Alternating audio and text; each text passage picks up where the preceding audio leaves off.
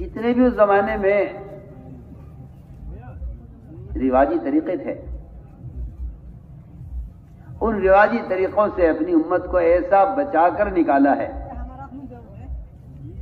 اور ان سے اس زمانے کی وہ چیزیں جن کے وہ عادی تھے ان سے ان کو چھڑوایا ہے۔ مولانا الیاس صاحب فرماتے ہیں رحمۃ اللہ علیہ کہ میں تو ایک ایسی قوم تیار کرنا چاہتا ہوں،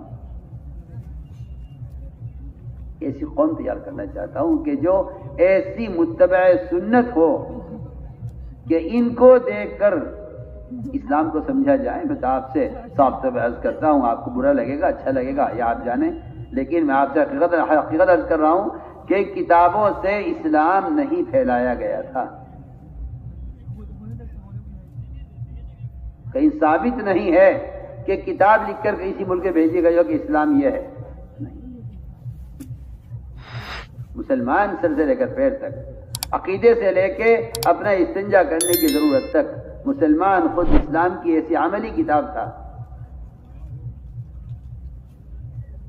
اس لیے ذکر کا کمال یہ بتایا گیا تھا کہ ذاکر ویج کو دیکھ کر اللہ یاد آ جائے، نہ اسے اس کی تسلیم مراد ہے، نہ ذکر بالجہر مراد ہے، نہ اس کا زور سے ذکر کرنا مراد ہے، کچھ نہیں ہے۔ ایک شخص اتنا متبع سنت ہوتا تھا کہ اس کی امتیازی شان بتلاتی تھی کہ اسلام کیا ہے۔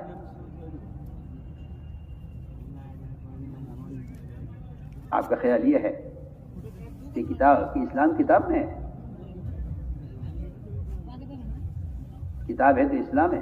نہیں، ہم عرض کر رہے ہیں کہ نہیں، جہاں کوئی کتاب نہیں تھی اسلام پر، وہاں صرف مسلمان کی عملی زندگی وہ اسلام کی ایسی بولتی ہوئی کتاب تھی کہ جس کو اسلام سمجھنا ہو ان کو دیکھیں۔ وہاں صرف اسلام کی طرف ترغیب تھی، دعوت اور مشاہدہ کا اسلام ان کی زندگی میں تھا،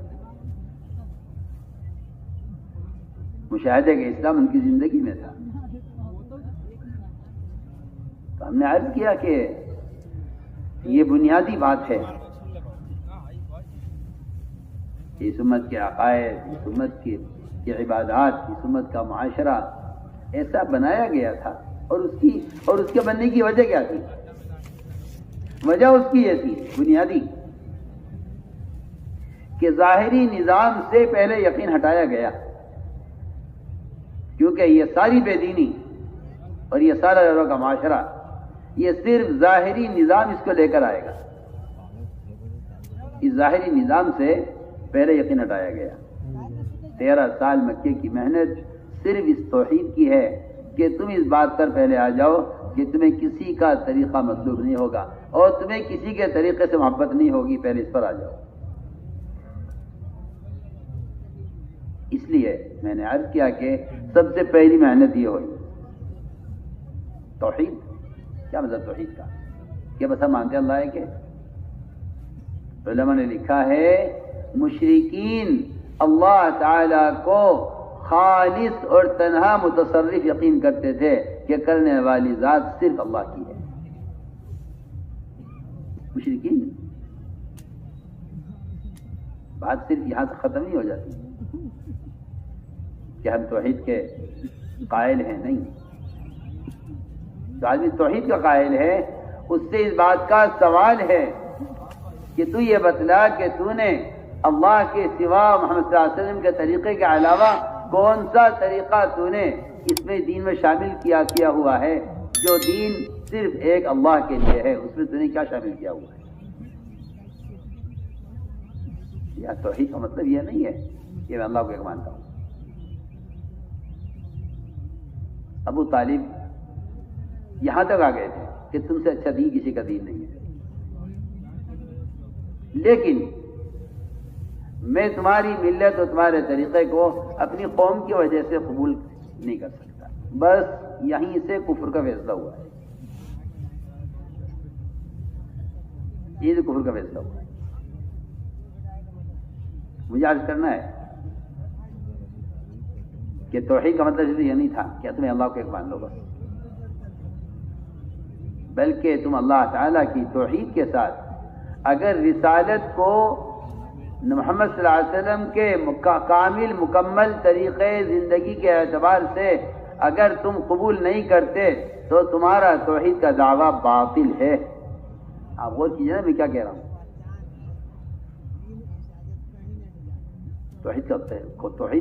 توحید کا دعویٰ باطل علماء نے لکھا ہے، میں بھی سے نہیں کہہ رہا ہوں.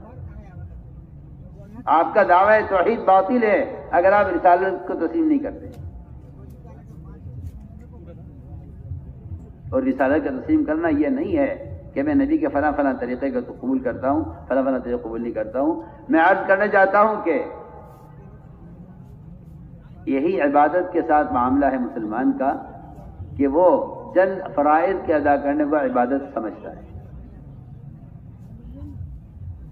جبکہ آپ کو حیرت ہوگی اس بات سے، میں توحید کے ساتھ ایک بات بیان کرنا چاہتا ہوں، میرا دل چاہتا ہے کہ توحید اس کا تقاضا کرتی ہے، توحید اس کا تقاضا کرتی ہے. اور توحید کا خلاصہ یہ ہے کہ تم اللہ کے غیر کو معبود تسلیم نہیں کرو گے. میری بات بے انتہا توجہ چاہتی ہے سب کی. تم اللہ کے غیر کو معبود تسلیم نہیں کرو گے، یہ توحید کا تقاضا ہے. اس لیے کہ اگر کوئی آدمی کہتا ہے کہ میرا رب اللہ ہے تو اس ربوبیت کا اور اس توحید کا تقاضا یہ ہے کہ پھر آپ کسی بھی ایک معاملے میں محمد صلی اللہ علیہ وسلم کے طریقے کے خلاف کوئی طریقہ قبول نہیں کریں گے. کیونکہ اگر آپ نے کسی ایک معاملے میں اللہ کے غیر کی اطاعت کی تو آپ نے اللہ کے غیر کو اپنا رب بنایا ہے. میں کیسے اپنی بات دل کے سمجھاؤں آپ کو. یہاں میں اور آپ ایک مشکل میں پھنسے ہوئے ہیں. آپ کہتے ہیں اللہ کے غیر کو رب کہنا شرک ہے. ہم عرض کر رہے نہیں، اللہ کے غیر کی بات ماننا محمد صلی اللہ علیہ وسلم کے طریقے کے مقابلے میں یہ اللہ تعالی کے غیر کو رب ماننا ہے. آپ سنیے دوسری میں کیا کہہ رہا.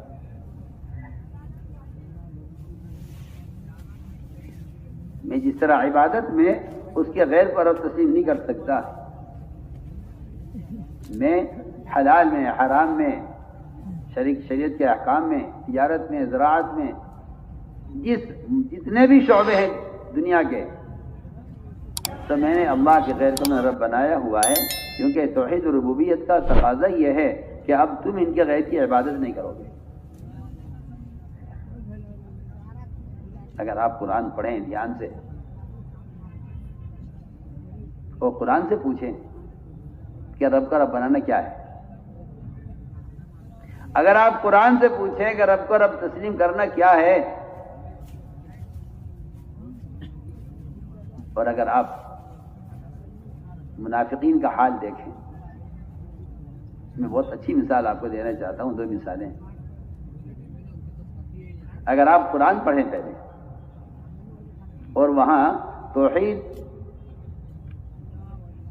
اور عبودیت کو، یعنی توحید کو اور عبادت کو آپ قرآن پر پیش کریں پہلے، اگلی بات بعد میں عرض کروں گا. پہلے آپ قرآن پر پیش کریں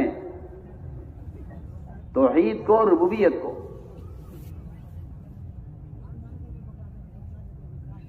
کہ اللہ ایک ہے، وہی رب ہے. اگر آپ کا عمل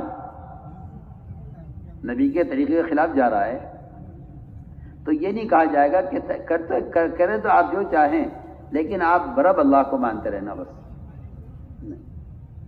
قرآن اس کا انکار کرتا ہے. قرآن کہتا ہے آپ جس کی مان کر چل رہے ہیں آپ نے اس کو اپنا رب بنایا. سیدھی سیدھی بات ہے بالکل.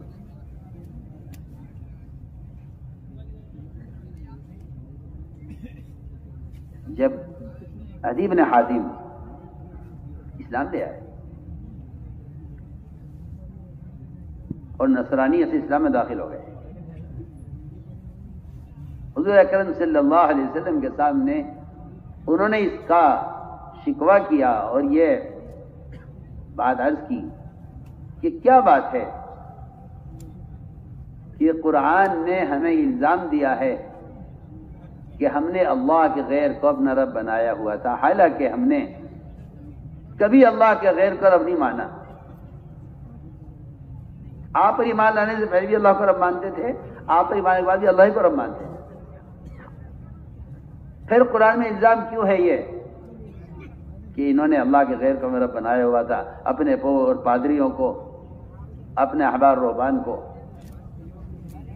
تو آپ صلی اللہ علیہ وسلم نے یہ فرمایا، اے علی تو مجھے بات کا جواب دو، جب تمہارے پوپ اور پادری، تمہارے علماء اور مشائخ، تمہارے احبار رہبان وہ حرام چیز کو حلال کرتے تھے اور حلال کو حرام کہتے تھے، تم ان کی بات مانتے تھے نہیں مانتے تھے؟ کہ ہاں جی ہم ان کی بات مانا کرتے تھے۔ فرمایا تب تو تم نے ان کو اپنا رب بنایا ہوا تھا، کیونکہ رب بنانے کا مطلب یہ نہیں کہ میں اللہ کو رب مانتا ہوں، رب بنانے کا تقاضا یہ ہے کہ پھر تم ان کے حکم کے خلاف کسی اور کی بات نہیں مانو گے۔ میں عرض کرنا چاہتا ہوں، ادھر تو توحید اور ربوبیت کو اس طرح بیان کر دیا، ادھر منافقین بیروکی جنہیں کہا جائے کہ جب بھی آپ کے ساتھ ہوتے تھے تو آپ والے کام تاکہ ہمیں مسلمان سمجھے، جب یہ اپنے شیاطین اور غیروں کے درمیان ہوتے تھے تو یہ وہاں ان کے اعتبار سے ہوتے تھے، یہ بہروپیت ہے۔ اور ان کے نفاق اور ان کے ایمان کی ضد یہ تھی ان کے اندر۔ تو میں بہت جو بات میں کہنا چاہتا ہوں ہم کہ یہ سنتوں کو ہلکا سمجھتے تھے، سنتوں کو ہلکا سمجھتے تھے۔ منافقین ہی کہتے تھے کہ یہ تمہارے جو نبی ہے محمد صلی اللہ علیہ وسلم،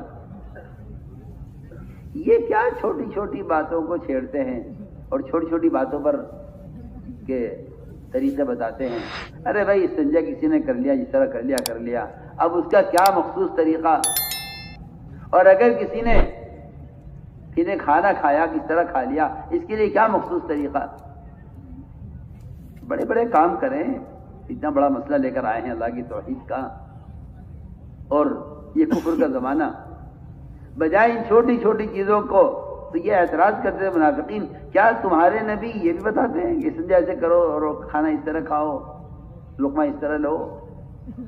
علماء نے لکھا ہے کہ منافقین کا استنجے کی سنت کو ہلکا سمجھنے کا جو سبب ہے وہ نماز کو ہلکا سمجھنا ہے، اور نماز کا ہلکا سمجھنا کفر ہے، کیونکہ اگر ان کے اندر نماز کی اہمیت ہوتی تو ان کے اندر سنت کے مطابق استنجے کی وہی اہمیت ہوتی جو نماز کی اہمیت ہے، کیونکہ طہارت شرط ہے عبادت کے لیے۔ آپ ذرا اس پر غور کیجئے کہ صرف ایک استنجے کی سنت کا نماز کے کمال سے کیا تعلق ہے؟ پھر آپ یہ کہیں گے کیونکہ یہ تو عبادت کی رہیں گی چیز ہے نا، اور میں آپ سے کہہ چکا ہوں کہ اگر مسلمان اپنی ایک ضرورت ہی پوری کرے غیروں کے طریقے پر تو یہ اسلام کے، ایمان کے، توحید کے، سب کہیں کے ربوبیت کے بالکل منافی ہے، کیونکہ عبادت سے نماز پڑھنے کو نہیں کہتے۔ امام غزالی رحمۃ اللہ علیہ نے 10 چیزیں عبادت گنوا کر پابند کیا ہے ہر مسلمان کو کہ جو اہمیت نماز اور عقیدے کی ہے وہ اہمیت اتباع سنت کی ہے، تمام ضروریات۔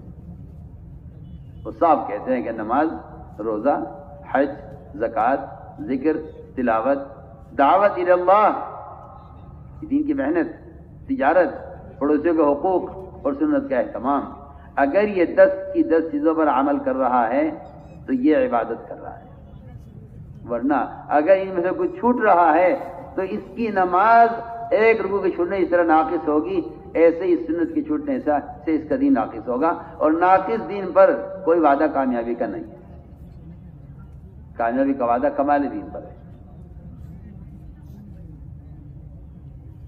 تو میں نے جو بات عرض کی ہے کہ جتنی خرابیاں ہیں اس سب کی جو بنیادی وجہ ہے وہ مشاہدات اور تجربات کا یقین ہے. جب آدمی مادی شکلوں کا کہ ظاہر کو دیکھتا ہے تو اس کے نزدیک احکام اور اوامر اور سنتیں وہ بے اثر ہو جاتی ہیں، کیونکہ جن راستوں سے اللہ تعالیٰ غیروں کو کامیاب کر رہے ہیں، جب ان راستوں کی طرف مسلمان دیکھتا ہے تو اس کو اپنے لیے ان راستوں میں کامیابیاں نظر آتی ہیں. یہی مسلمان کے اعتزاز کا سبب ہے، یہی مسلمان کی بے دینی کا سبب ہے. یہیں سے ساری شرک کی لائنیں چلتی ہیں کہ جب مسلمان اپنے دنیاوی جو ہے دنیا کی لائنوں میں غیروں کو غلط طریقوں سے کامیاب ہوتے ہوئے دیکھتے ہیں. اس لیے انبیاء علیہ السلام کی بعثت کی جو سب سے پہلی چیز ہوتی ہے، جس طرح وہ آ کر سب سے پہلے جس چیز کی دعوت دیتے ہیں وہ ان کے یقین اور ان کے مشاہدے اور ان کے تجربات کو ظاہر سے غیب کی طرف پہلے پھیلتے ہیں، تاکہ کل ان کو ظاہری کوئی شکل غیروں کے طریقوں کی طرف نہ لائے، کوئی ظاہری کوئی شکل انہیں اللہ کے غیر کی طرف مائل نہ کرے. اس لیے وہ سب سے پہلے قوموں کا یقین ظاہر سے ہٹاتے ہیں. میں نے جو تمہید عرض کی ہے یہ اس کا یہ خلاصہ تھا کہ ایمان بالغیب پر جو اتنا زور دیا گیا اس کی کیا وجہ تھی؟ کہ اس کی وجہ یہ ہے کہ جتنی بے دینی اور جتنی یہودیت نصرانیت مسلمان میں آئے گی، اللہ کی قسم صرف مشاہدے کے تجربات سے اور مشاہدے پر نظر اور ظاہری نظام کو دیکھ کر چلنے سے ان کے اندر یہودیت نصرانیت یہ ان کے اندر سرایت کرے گی. اگر ان کی نظر غیب پر ہے، ان کی نظر غیب پر ہے. اس لیے میں نے عرض کیا کہ سب سے پہلا کام بھی علیہ السلام کا یہ تھا کہ وہ آ کر اپنی قوموں کے یقین کو شکلوں سے حکموں کی طرف پھیرا کرتے تھے. اس لیے محمد صلی اللہ علیہ وسلم اللہ تعالیٰ کی طرف سے دو چیزیں لے کر آئے، ایک خبریں، دوسرے احکام. خبریں اور احکام،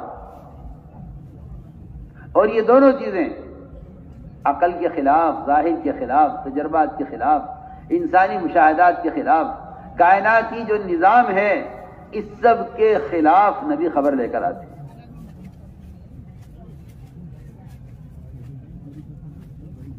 آپ غور کیجیے کیوں اس سب کے خلاف سے لاتے ہیں؟ تاکہ مسلمان کائنات کے کسی تغیر کی وجہ سے اس کا دین نہ بدلے. کائنات کے تغیرات اس کا دین نہ بدلے. اگر کائنات کے تغیرات سے چلے گا یہ تو کائنات کے تغیرات اس کا دین بدلیں گے. اس کا دین بدلے گا کائنات کے اعتبار سے. لوگ صاف کہیں گے نیا زمانہ یہ ہے، اب زمانہ یہ ہے، اب زمانہ یہ ہے، اب حالات یہ ہیں. اس لیے میں عرض کرنا چاہتا ہوں کہ نبی جو خبر لاتے ہیں وہ خبر عقل کے اور نظام ظاہر کی بالکل خلاف ہوتی ہے، اور اس پر ایمان لانا بندے کے لیے فرض ہوتا ہے. اگر آپ اس کا انکار کریں تو کفر ہے، اور اگر آپ اسے تسلیم کریں تو ایمان ہے. اس کی قرآن نے مثالیں بیان کی. میں نے آیت پڑھی تھی خطبے کے شروع میں، الف لام میم حسب الناس ان یترکوا ان یقولوا آمنا وهم لا یفتنون.